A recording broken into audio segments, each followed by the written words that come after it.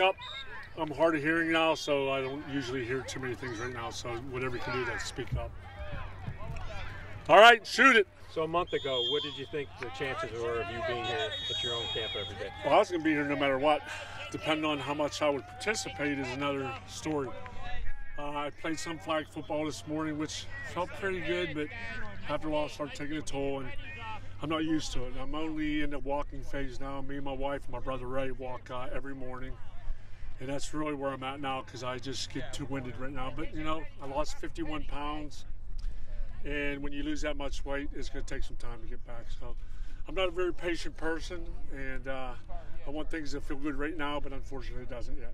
Jim, you said you were in the walking phase, but you're throwing, you're bending down, you're yelling, hike. Where do you find that strength? I don't know. It's just the adrenaline flowing. And, you know, it's my camp, and I've been doing it for 26 years, playing flag football with the kids. And trust me, that wasn't moving too fast. Slowly but surely, I'll work into it. We'll see how I feel in the next couple of days. Jim, you've chosen to make your battles very public. You continue to do that. And I'm sure you talk with your wife and your daughters about that. How much do we say? Do we want to do this way? But you continue to make this a very public battle. How come? At the beginning, it wasn't my idea. I think everybody knows me. I'm a very private person, but my wife and we all are Christians, and we know the more people praying for us, the better off we all are. And I agreed with her. I'm a Christian, and I know that wouldn't be where I'm at if it wasn't for my faith and for all the people, not only right here in Buffalo, but all across the country, the letters and prayers that we've received. And I hold that faith close by me. And that's really the reason. Even though we haven't, I've had to stop her a bunch of times, like, no, Jill, just for your sake and all of our sake, this is not going on Twitter or Facebook. And I had to say that a few times. But I do know that the support that I've gotten, the letters and emails and the prayers especially, have helped me get to where I'm at, because I've met a lot of kids and a lot of adults that are suffering from the same thing. And at times, especially early on, I didn't want to go too public with it because everybody has their own problems. They don't need to hear what Jim Kelly's problems are. But then the more I thought about it, the more I talked to my wife, the more I knew, the more prayers I had on my side, the better off I'm going to be. And by saying that, I feel pretty good. I know it's a very long and slow process, but in due time, I hope I'll be back to normal. But the big test is coming in August. It's the second or third week of August when I go in for my first MRI to be done after my chemo and radiation to see where the cancer, or if the cancer has left my body. But I just got back from MD Anderson in Houston, and they were checking to see if any cancer spread anywhere else, and thank God that it hasn't. So, but it takes a good 8 to 12 weeks for the radiation and the chemo to really kick in and do its job. And if you know anybody that has cancer or been through radiation, they know that it takes some time because everything's radiated in my body. That's why I'm 51 pounds lighter. I have no saliva. I still eat through a JPEG. I'm still eating cans of food through my stomach and through a JPEG. I just started eating real food last week. I'm up to scrambled eggs.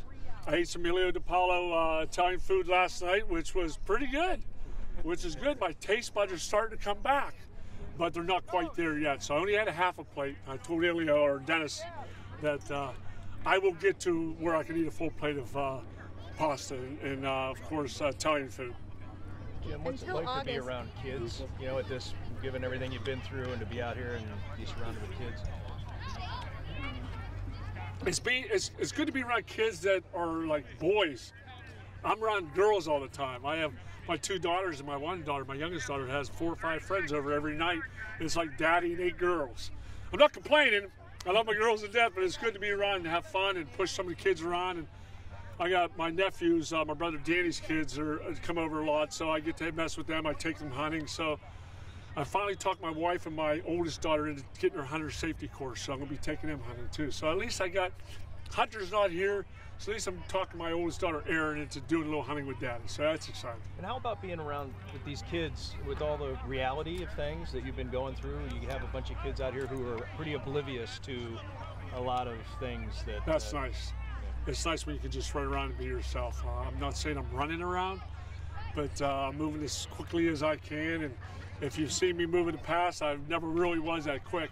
But in due time, that'll all come back. But it's fun to just at least sweat. Everybody says, aren't you warm in that? I go, I need to sweat a little bit. I haven't done that in a long time. So I've lost a lot, even include most of my hair. But one of the good things about this is, I shouldn't say good thing, I had all my brothers and about 15 of my friends all shave their heads.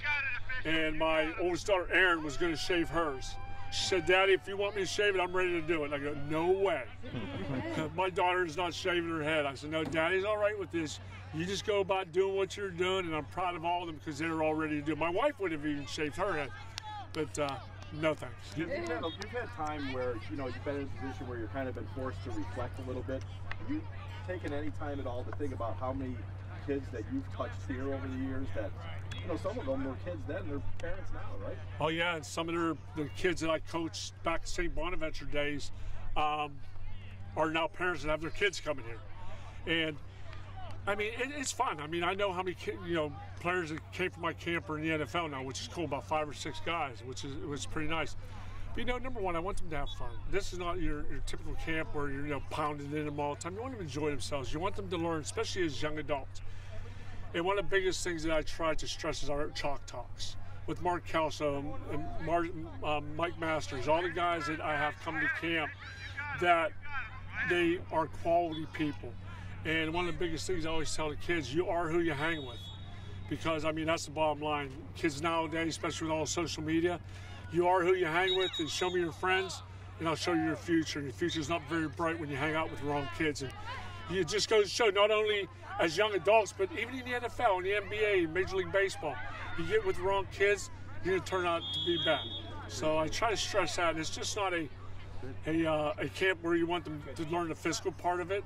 Part of being Kelly tough is not only the physical part of it, but the mental part. Being able to pick out the right kids, being able to know what's right and what's wrong, paying attention to detail. I'm all about detail, and I always have been.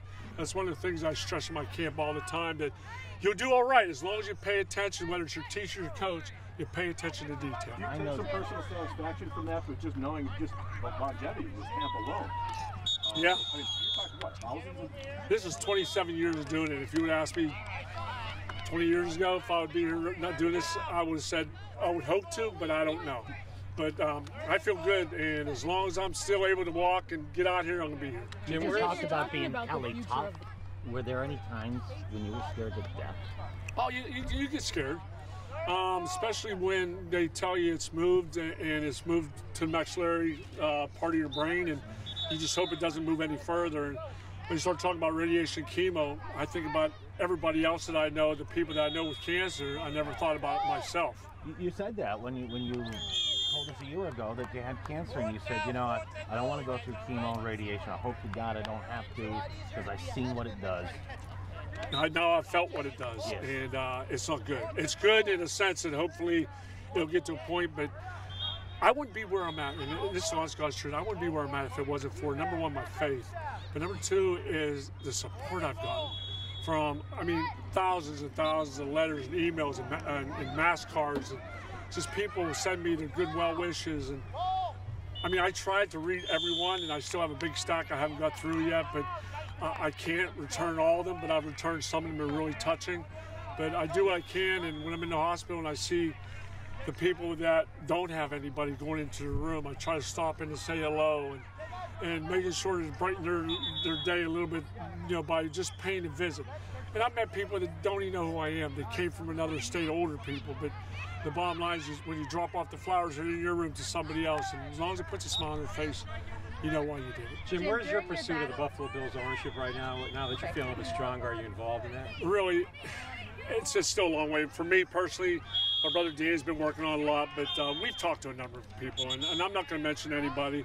A lot of them are people in non-disclosure that I can't mention now, but I'm just doing what I can to make sure the Bills stay in Buffalo, and things really haven't changed. Yes, I've met with different people, and I hope it gets to a point where that we finally get somebody that is really committed to Buffalo and committed to turn this program around and to be playing football in January. And that's what I always try to tell them. I told the players that too, that I'm tired of playing games in December. I'm used to playing in January. Let's get this thing turned around. Let's start getting some games here. So we'll see what happens. Did they talk about you being a part owner, or did they talk about you? Did they talk with you, Jim, more because they figure if we get number 12 on our side, we're the ones? Well, number one, I don't want to team up with just one person right now. I'd be stupid to. I don't know who's going to get it. I don't have the money to buy the Bills. I didn't make the money these guys are making today, and they can't even afford it. But yeah, there's a number of people that have approached us about my role, what I would do.